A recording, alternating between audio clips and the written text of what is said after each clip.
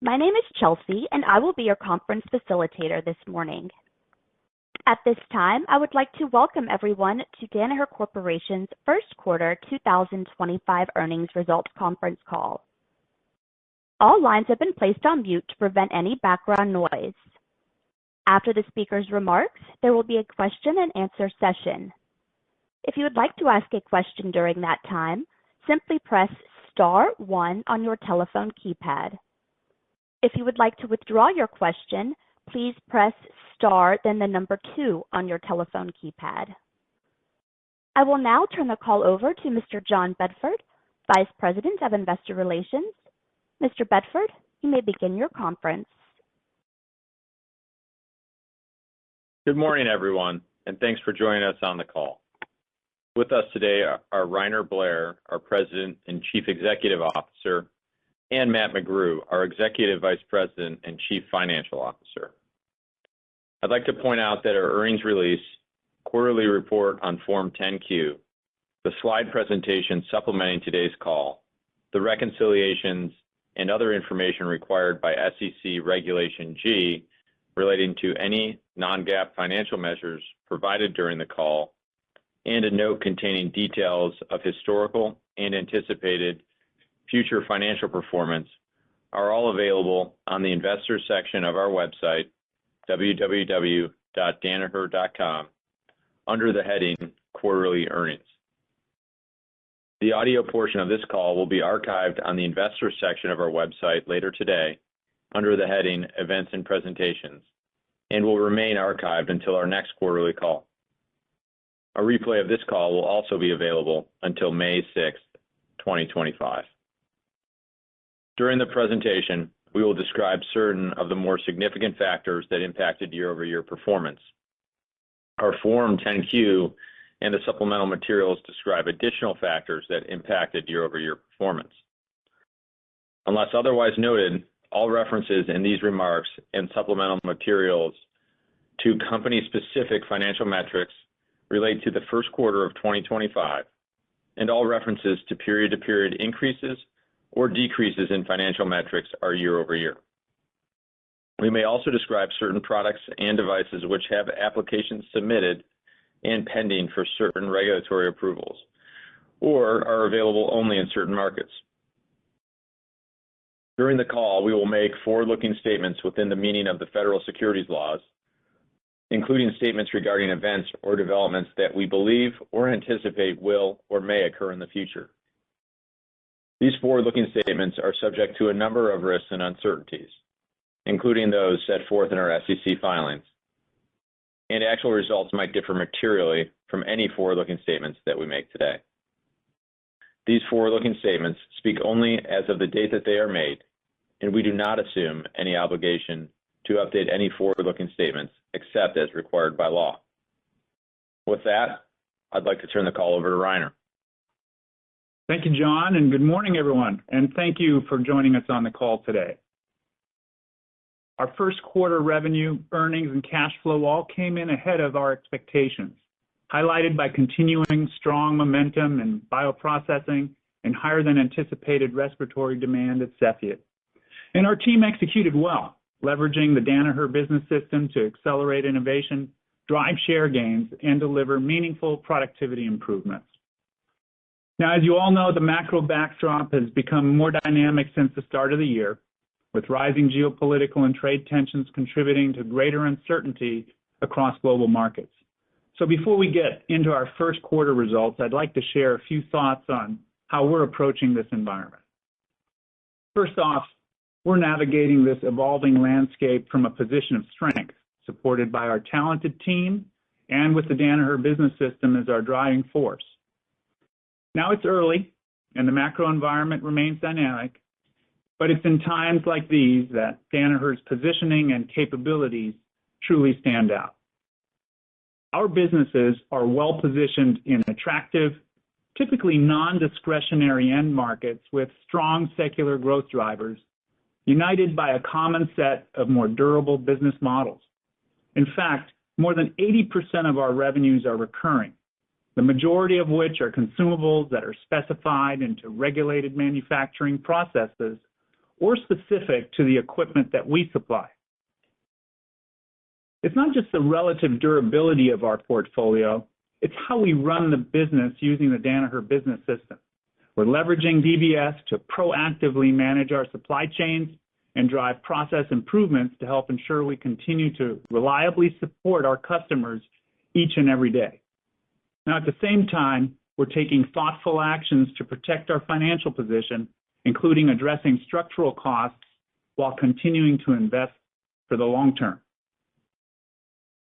Now, looking into Q2 and beyond, our focus remains clear: delivering for our customers, supporting our associates, and creating long-term value for our shareholders. We've operated through uncertain times before and have come out stronger than we entered. Our team is accustomed to tackling challenges head-on and turning them into opportunities, and we expect that mindset and momentum to continue as we move forward. So with that, let's take a closer look at our first quarter 2025 results. Sales were $5.7 billion in the first quarter, and core revenue was flat year over year.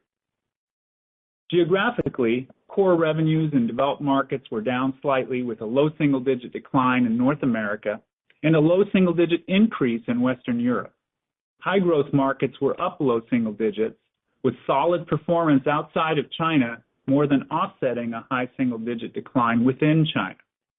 Declines in China were primarily driven by volume-based procurement and reimbursement changes implemented in late 2024, which impacted our diagnostics businesses, while the rest of the portfolio collectively delivered modest growth. Our gross profit margin for the first quarter of 61.2% was up 100 basis points year over year, and our adjusted operating profit margin of 29.6% was down 50 basis points as the favorable impact of higher volume leverage in our biotechnology segment and disciplined cost management was more than offset by productivity investments to reduce our structural costs. Adjusted diluted net earnings per common share were $1.88. We generated $1.1 billion of free cash flow in the quarter, resulting in a free cash flow to net income conversion ratio of more than 110%. As I mentioned earlier, we're continuing to make significant investments in long-term growth initiatives across Danaher. During the first quarter, the investments we've made over the past several years resulted in several impactful new product launches. And these innovations are not only reinforcing our long-term competitive advantages, they're also helping customers improve quality, yields, and reduce costs while helping bring new therapies and diagnostic tests to market faster and more effectively. So let me highlight a few of these key launches. In biotechnology, Cytiva introduced the 500 and 2,000-liter formats of the Accelerex X platform bioreactor at the Interfex trade show earlier this month.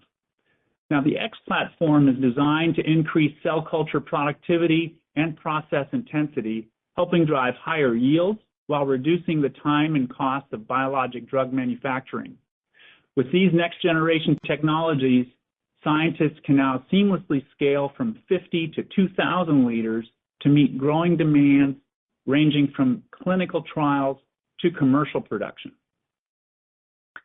In life sciences, Beckman Coulter Life Sciences added spectral flow cytometry capabilities to the Cytoflex platform with the launch of the Mosaic spectral detection module.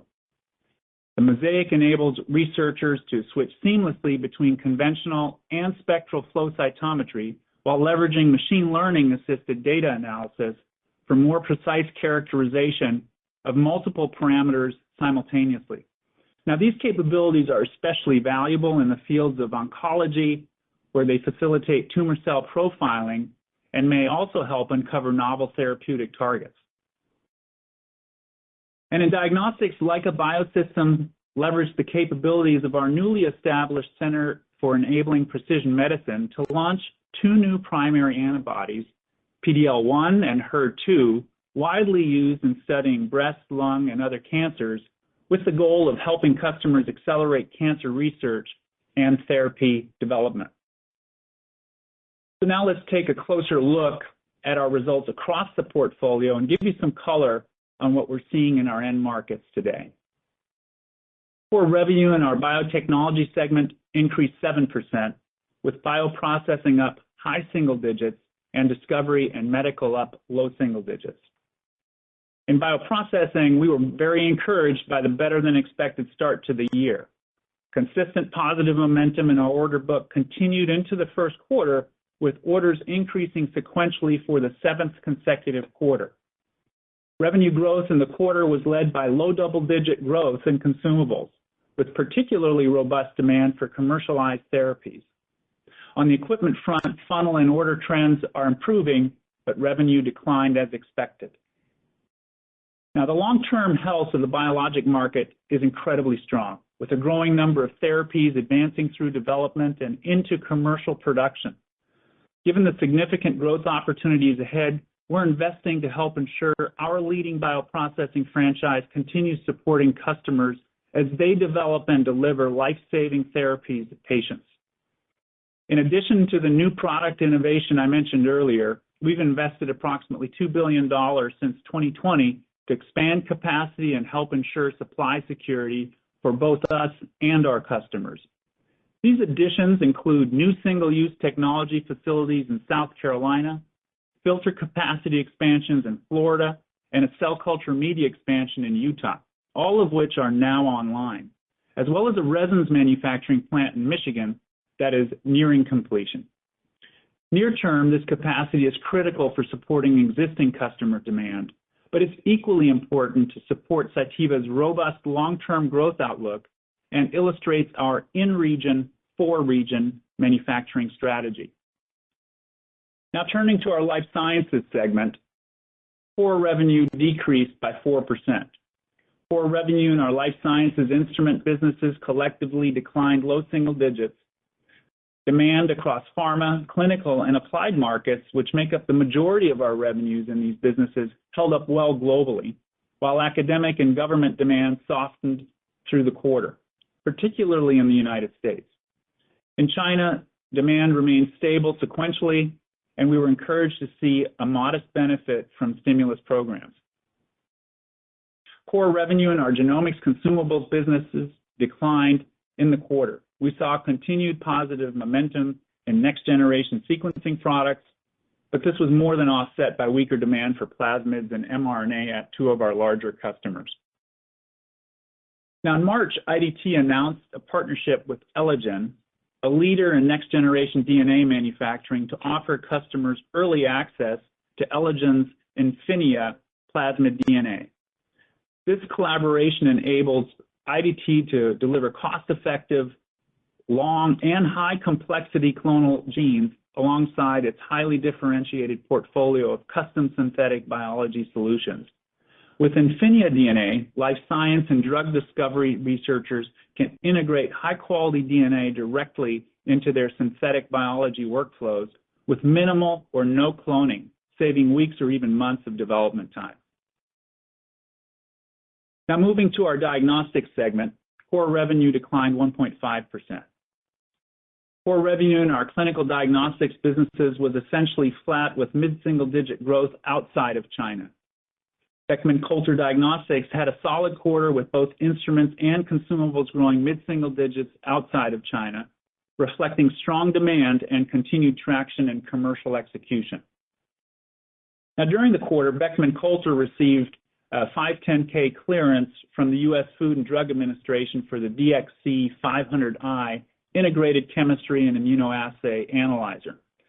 The DXC 500i is purpose-built to improve efficiency and meet the unique workflow needs for low-volume laboratories, such as those in community hospitals. This approval strengthens Beckman's position across the healthcare network, enabling it to offer a comprehensive portfolio of solutions for low, mid, and high throughput core labs. In molecular diagnostics, Cepheid's respiratory revenue exceeded our expectations, driven by elevated levels of circulating respiratory illness paired with continued share gains. Strong growth across Cepheid's non-respiratory test menu was led by mid-teens growth in virology. In sexual health, U.S. revenue for our multiplex vaginitis panel was up 40%, as women's health clinicians are increasingly recognizing the value that rapid diagnostics at the point of care brings to patients. Cepheid's healthcare system and integrated delivery network customers continue to increase instrument placements at alternative care sites, such as clinics and urgent care centers.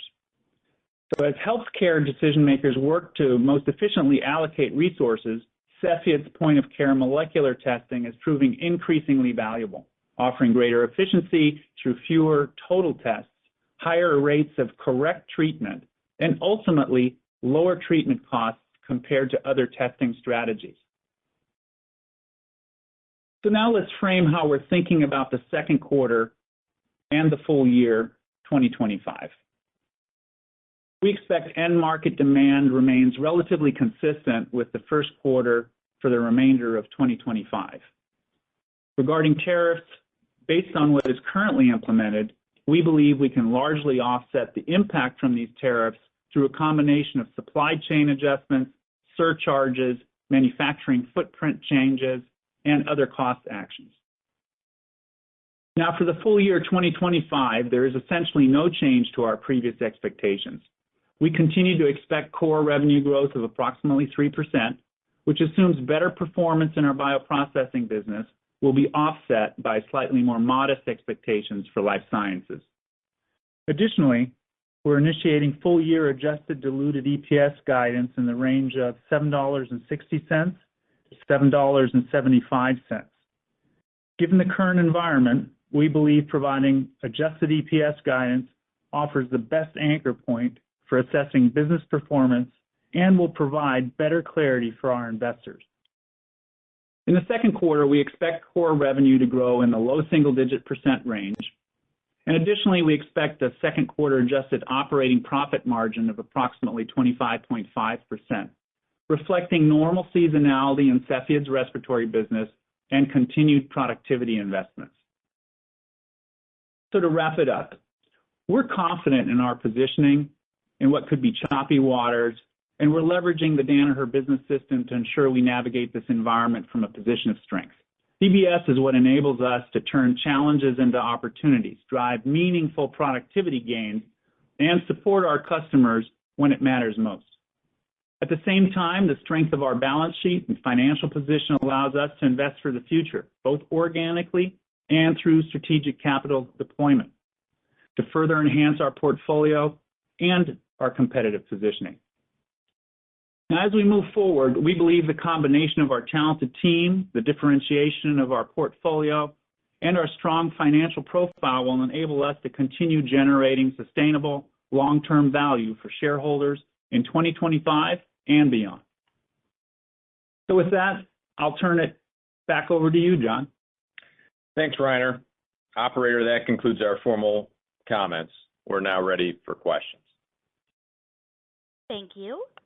And as a reminder, that is star one to ask a question. And our first question will come from Michael Ryskin with Bank of America. Your line is open. Great. Thanks for taking the question and congrats on the strong start, guys.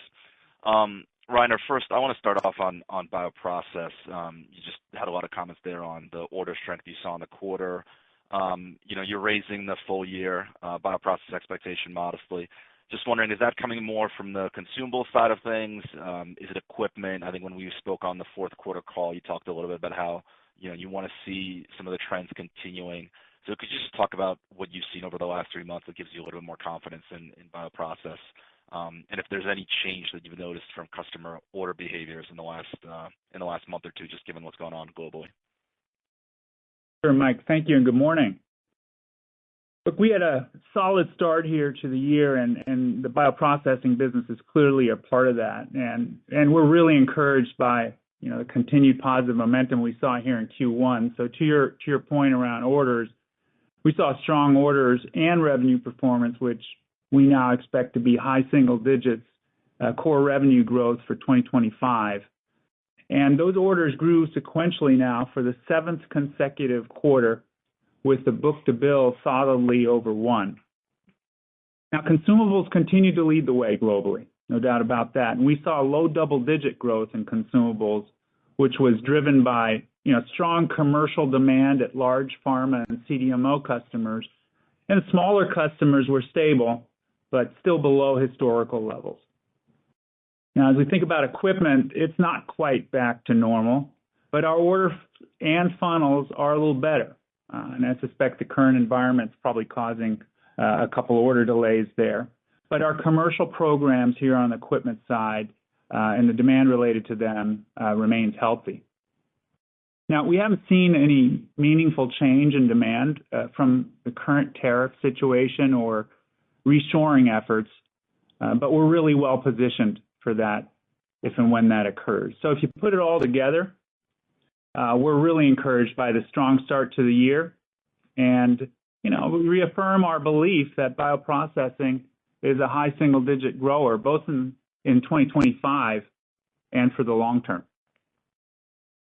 Okay, thanks. And for my follow-up, you just touched on tariffs. You spoke about it earlier. In the 10Q, you called out several $100 million gross impact, but sounds like you're offsetting most of it.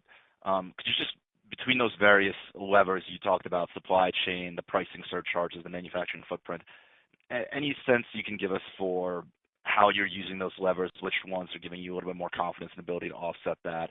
And I think the risk with tariffs is, right now we're in a little bit of a holding period.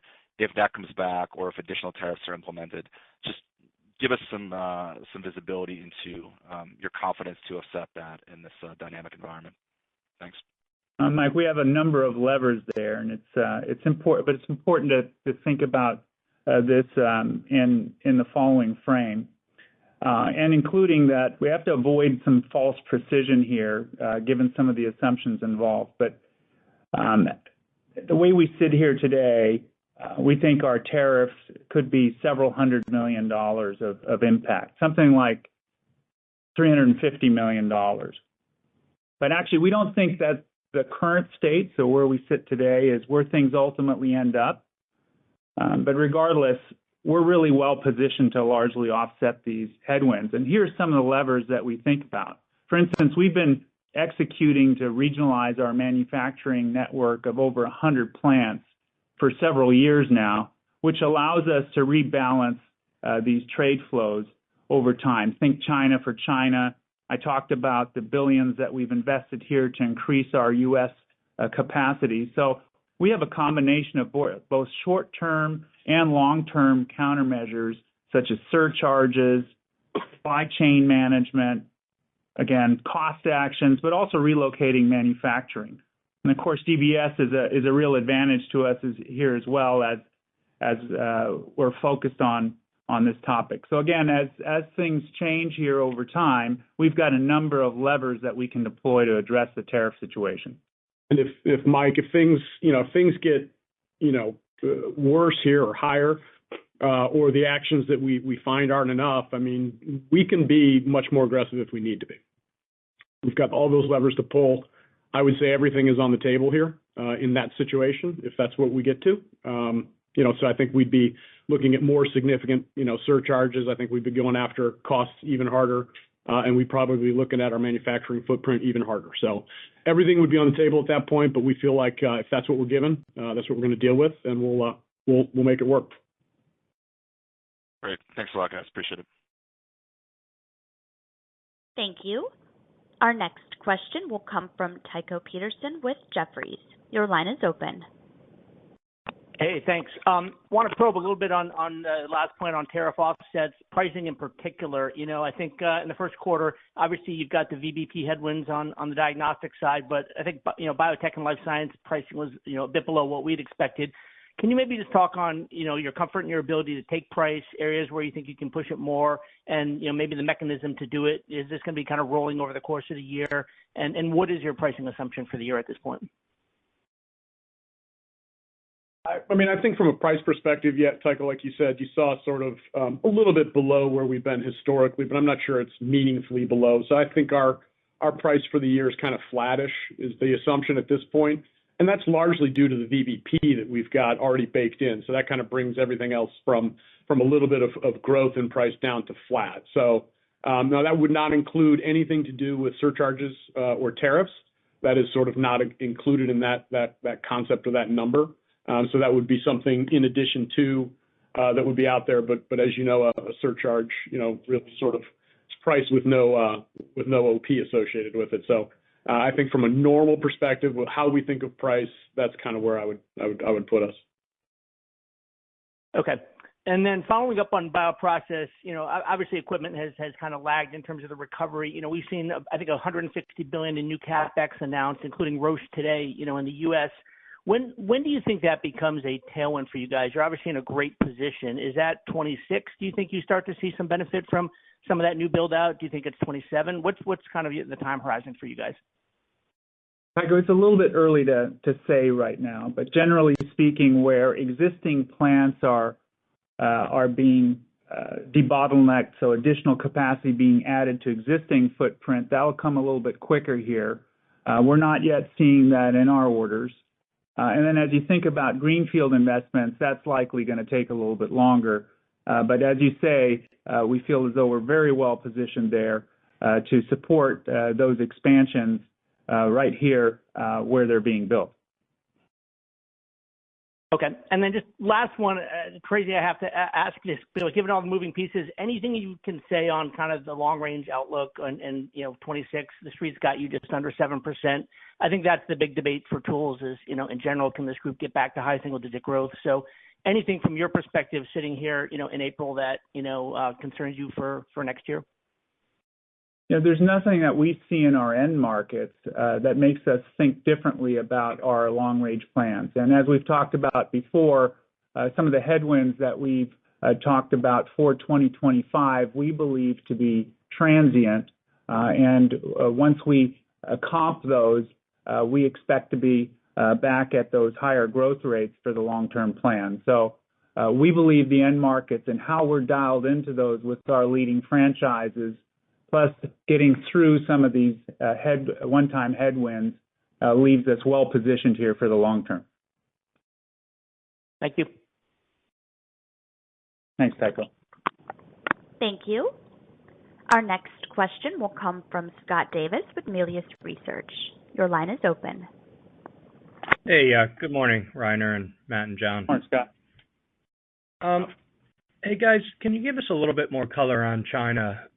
And when I think about the VBP and, what it's done to your diagnostics business there, how do you guys think about the algorithm of kind of long-term growth there versus kind of the reality that maybe the pricing environment is never going to make it a very attractive business? But I suppose there's a certain level of scale where maybe it is again. But how do you guys think about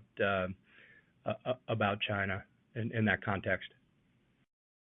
Well, Scott, I think longer term, we believe China will be either the second or the largest diagnostic market in the world, and we believe we have a real role to play there. The pricing adjustments that you've seen really bring China closer to what global pricing is in other markets and continues to be an attractive end market for us. So as we digest both the reimbursement as well as the volume-based procurement topics here in 2025, we look forward to having strong business development here in China. Fair enough. And as for balance sheet optionality, guys, I think you bought back something like $1 billion in the quarter of stock. I think you did something like $6 billion last year. But what, the market is re-rated lower. Presumably assets have re-rated lower in the M&A world, although we don't have a lot of data points there yet. How do you guys think about that environment, I guess, just overall the balance sheet optionality and what your preferences are here in 2025?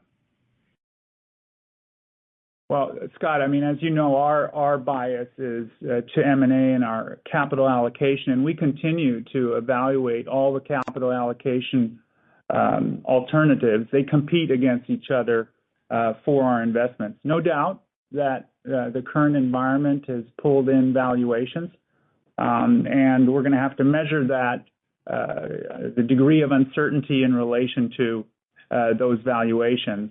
But one thing's for sure, we're going to stick with our framework: attractive end market, outstanding asset, and then, of course, the valuation framework has to work as well. And Scott, we've seen this before, back in the days. You get a shock like this, right? And there's sort of an initial freeze where everybody tries to figure out what's going to happen. And as we sort of work our way through the process of how this is all going to work itself out, that's when I think, having the balance sheet that we've got from a position of strength here, we have seen historically that this is a really good time to do M&A once the winds start to blow, if you will. So I like where we're at. We've got the ability to be aggressive there when stuff does break itself free. Probably just the beginning here, but if we keep going down the path, likely a very good buying opportunity in the future. Makes sense. Best of luck, guys. I'll pass it on. Thank you. Thanks, Scott. Thank you. Thank you. Our next question will come from Doug Schenkel with Wolfe Research. Good morning, guys, and thank you for taking the questions. I wanted to talk about two topics. One is on the genomics segment, and one is on earnings guidance. So first on genomics, it seems like Aldevron remains under pressure due to really stocking at one large gene therapy and one large mRNA customer. I just want to make sure this is a continuation of trend and, not really anything new, in terms of a further deterioration relative to recent quarters. I don't think there's anything new there, but just want to make sure and, kind of building off of that. When do you move past that dynamic? So that's the first topic. The second is on earnings.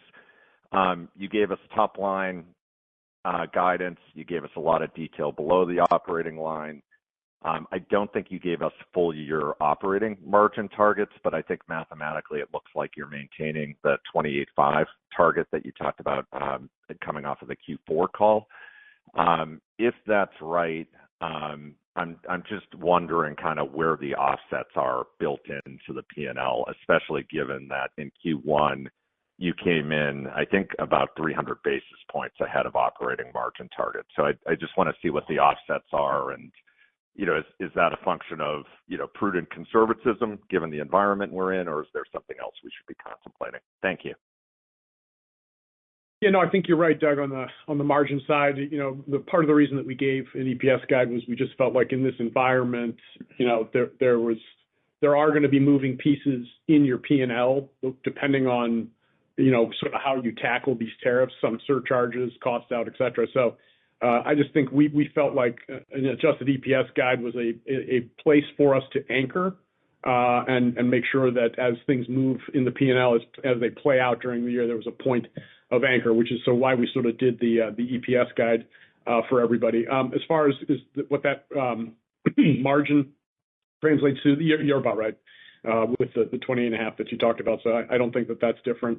As far as offsets, I think if you I think what you're kind of getting at is, look, we had a 25-cent beat here in Q1 and probably have some FX tailwinds, and we've got a little bit of cost out tailwind behind us too. And you start to add those up, you probably can get to a number that's above that range. And I think I think your math is correct there. But we do have some cushion in this environment. That probably, I think Reiner and I believe that that strikes the right balance given the uncertainty in the macro today. A lot of positives to start the year here. We told you guys we're going to get after that cost structure. We're making really good progress on that. Got after it in the first quarter. Gives us a head start as we head into the year. But in this current world we are in, I think it makes sense for us to frame the guide of 760 to 775. We've got some cushion there, obviously, to the degree things get worse. And if they don't, and we see there's probably further upside.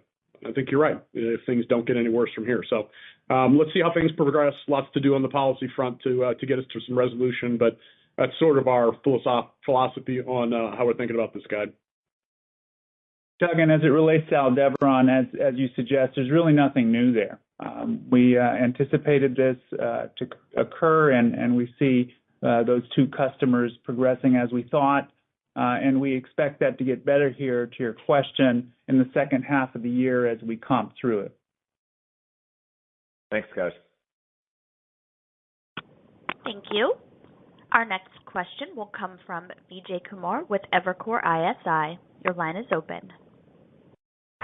Hi, Rainer. Good morning, and thanks for taking my question. Vijay.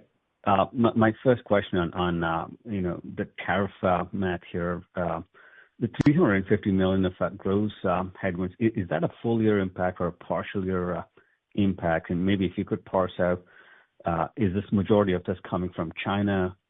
What is being assumed for ex-China? And is tariff the primary reason why second quarter margins are trending down Q-on-Q? Let me start with the last one, 2Q trend down. It has nothing to do with tariffs. So the Q2 sequential trend down has everything to do with lower respiratory volume at Cepheid. We've got an assumption of Q2 revenue for respiratory of about $250 million, down from $625 million. Very similar dynamic to what we saw last year when respiratory had that same big step down. So it's, unfortunately, that is just part of our seasonality now. If you do get a good start to the respiratory season in Q1. Also in Q2, there is some restructuring. As we talked about, we are getting after some of the cost structure, in particular in diagnostics, which is probably where it will show up the most, given the VBP headwinds there and some of the things that they're doing to globally recenter, if you will, some of their go-to-market exercises. That is where we're seeing the biggest piece. So that's sort of Q2. As far as I think about the 350, that is a rest of year tariffs in place now number. So that's just kind of what we expect for here in 25. As far as what we might see in 26 for a full year, I wouldn't take that and multiply it by 2. We're a long way away from December or January of 26 or December of 25. So I think very difficult to kind of to just double that number and assume that's what it's going to be. We're going to need to get a little bit more information before we can validate that for next year. And then sort of where is that exposure coming from was your other question. I think the easiest, the frame that we sort of have is it's kind of 50% of it is coming from of our headwind, if you will, is coming from U.S. to China, and most of that is diagnostics where we sell into from an assay perspective. The other half of that exposure is mostly U.S. from Europe. So there's some others obviously with the 10% global, but the easiest way to think about it is half is U.S. to China, the other half is U.S. from Europe.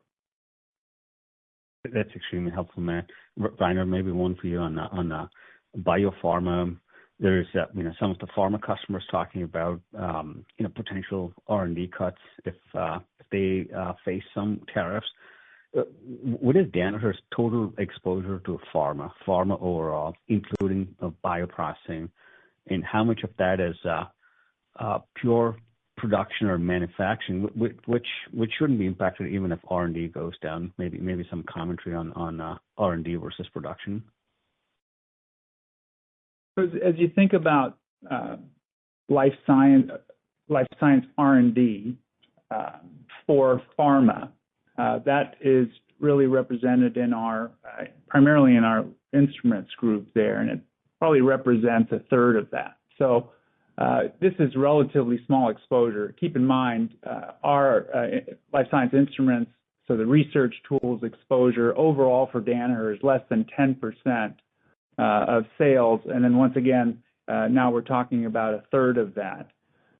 Also, if you think about our performance here in Q1, we actually saw that pharma segment be fairly robust here, and we haven't seen yet any additional deterioration as it relates to that particular segment. So pharma, we see steady and investing independent of what one pharma company does versus another. But overall, we see the segment as fairly robust here from a research perspective. And we continue to see bioprocessing. As I mentioned, we took up the guide here. We're really encouraged by what we see there. Yeah, and as far as Vijay, kind of the exposure-wise, maybe the easiest way to think about it is, bioprocessing is, $6 billion of revenue, and that's probably the one that you're most worried about given the size of how big that is versus anything else we might have in life sciences or elsewhere. And, that's all essentially commercial, right? It's 75% of that is going to be on market or phase 3. So I mean, that's kind of the frame of how I think about our pharma exposure. That's helpful. Thank you, guys. Thank you. Our next question will come from Rachel Vatnsdal with JP Morgan. Your line is open. Great. Good morning, you guys. Thanks so much for taking the question. I wanted to dig into the life sciences performance. So you took down your assumptions for the life sciences guidance to now be flat for the year versus the prior assumption of low single-digit growth. You also called out some of the weakness in U.S. academic and government. So I was wondering if you could unpack that for us a bit. What types of products are you seeing the most weakness in that research market? And then specifically regarding U.S. academic and government, how much was it down in the quarter? And what are you assuming for the full year for U.S. academic and government, especially in light of the reports last week that the new administration is going to be proposing a 40% cut to NIH? So to start with, morning, Rachel, and just a reminder, as I just mentioned to Vijay, we're talking life science tools here, which are less than 10% of our revenue. So keep that in mind as you read across. For Q1, our life sciences finished modestly better than anticipated. And the reasons are that the comps are beginning to ease. And to your point, outside of U.S. government and academic segment, the market conditions are stable. And why is that? Because we've dialed our portfolio into what we believe are the more attractive market segments here for the long term. Pharma, clinical, and applied are by far how we've positioned our business. Now, again, to your point, academic and government demand did soften through the quarter. That's particularly a U.S. phenomenon. Other geographies were a little more stable there. So as we think about the guide here in 2025, we have taken account of the fact that we expect the U.S. Government and academic market to continue to soften with the noise that we're hearing. And that is basically offset by the strength that we're seeing in bioprocessing. The kinds of instruments and the kinds of products that we're talking about here are the instruments that you're familiar with in research, but also then some of the laboratory consumables and reagents that you would use in that research with some of these U.S. government-funded labs. Rachel, just a word on the academic. I mean, this is not a huge number for us, obviously. I think for Q1, it was kind of down mid-single-digit type range, just to give you some sense of it. Now, orders were getting worse than that, so I think that's the read-through, if you will, to why we've taken a bit more cautious stance. But again, this is a pretty small number for us. Yeah, I mean, direct NIH. Direct NIH, Rachel, is less than 1% of our revenue, and government and academic globally is low single digits. Perfect. Yeah, thanks for that color. Maybe just to follow up on some of the earlier answers regarding bioprocessing. So you mentioned that book-to-bill is comfortably above 1 this quarter, and that orders grew sequentially for the 7th quarter in a row. So digging into that a little bit more, last quarter you noted that bioprocessing orders grew high single digits sequentially. So did you see orders grow high single digits again this quarter sequentially, or was order growth slightly less given that standard seasonality that you typically see? And then on a go-forward basis, should we expect that bioprocessing orders continue to step up throughout the year, or have we kind of reset back to this normal order seasonality at this point? Thanks. Yeah, maybe I'll say a word on orders and the expectations. We guide to revenue here. So from an order perspective, we're not going to kind of have an order guide and a revenue guide. But, like we said, we think it's going to be high single digit from a growth perspective, and the orders, obviously will support that. So as far as this quarter, it was sort of in that range, from a sequential perspective. I think the really good news from my chair here is that, a book-to-bill that was, as we said, solidly over 1 is encouraging. That is a good first step here to support the rest of the year.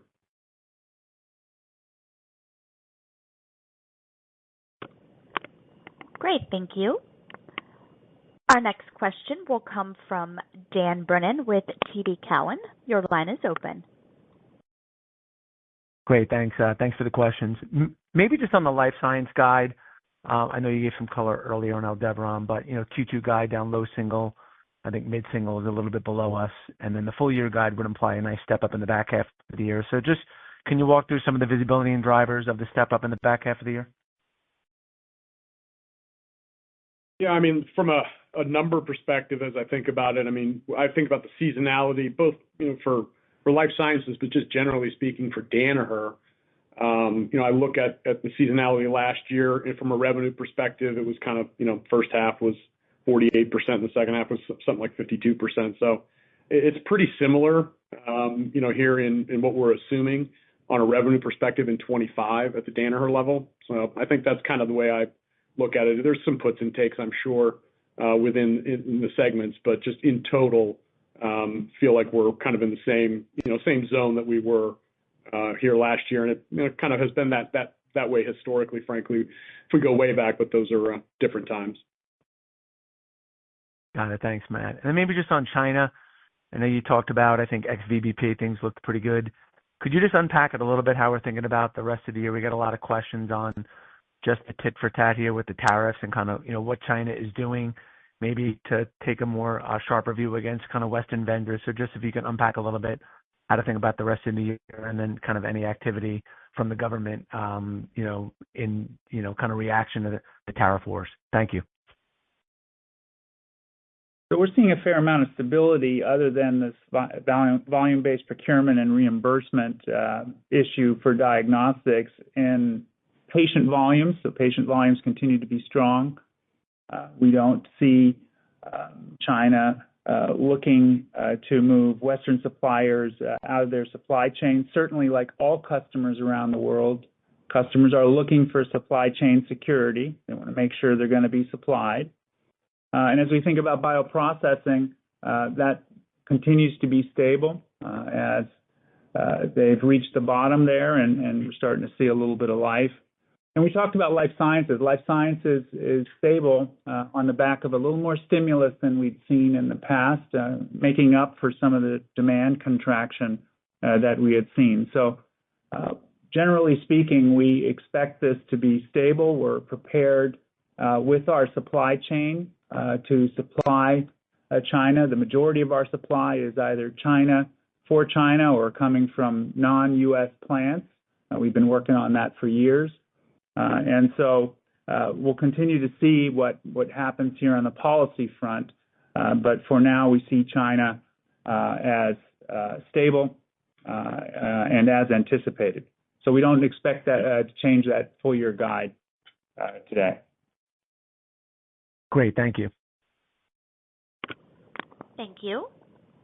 Our next question will come from Luke Sergott with Barclays.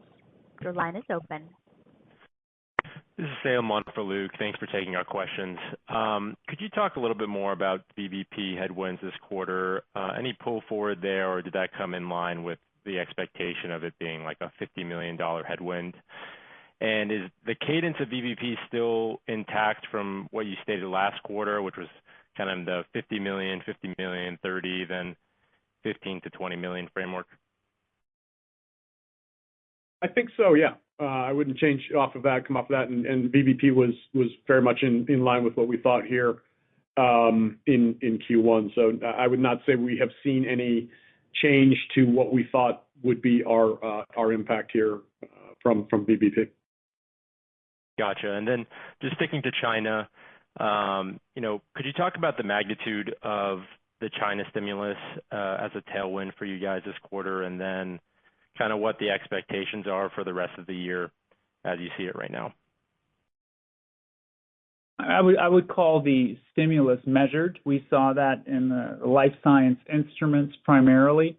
That was with some government agencies, more specifically in food testing, and then we also see some of the Tier 2 universities starting to get their arms around that funding mechanism. So we also saw that as well. But I would call that a measured level of stimulus that is essentially making up for some of the demand contraction that we saw earlier. Thanks for that. Appreciate it. Thanks, Luke. Thank you. Our next question will come from Dan Arias with Stifel. Your line is open. Hey, good morning, guys. Thank you. Matt, the 760 to 775 EPS guide, does that assume the full $150 million of cost savings is captured this year? And then, now that you're out of the gate, I think you said, should we just assume that the remainder of that gets layered fairly evenly across the next 3 quarters, or is there a skew from a timing perspective there? No, I think the cadence is right. I think it will layer in fairly evenly. Might get a little bit more here in Q3 than Q4, but I would just put it for modeling. I'd do it evenly. Maybe the way to think about the 150 that we've talked about, we've incorporated into the guide what we've achieved so far. And so, of the 150, we think we got about 50 in Q1, and that is incorporated in the guide. The other sort of $100 million is what I might call cushion to see, like I kind of talked to when I think Doug asked the question earlier around, walking through the math to, something that might be potentially a higher number. I would put that as part of that cushion that exists for what might go bump in the rest of the year. Okay. Is there any reason why you wouldn't capture that? It seems pretty, to hear you talk about it, seems pretty straightforward. So is it just really, we'll factor it in when we actually capture it, or is there something that needs to develop in order to feel confident about that happening?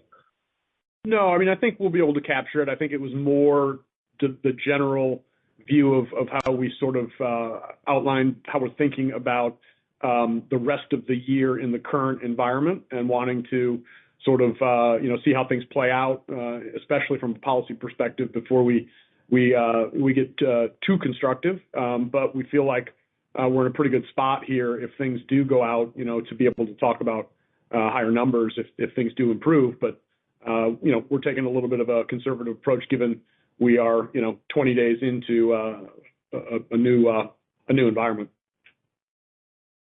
Yeah, sure. Okay. Thanks a bunch. Thank you. That does conclude the Q&A portion of today's call. I would now like to turn it back over to John Bedford for any additional or closing remarks. Thanks, everyone, for joining today. We'll be around the rest of the day and week for follow-up questions. Good day. Thank you, ladies and gentlemen. This concludes today's program, and we appreciate your participation. You may disconnect at any time.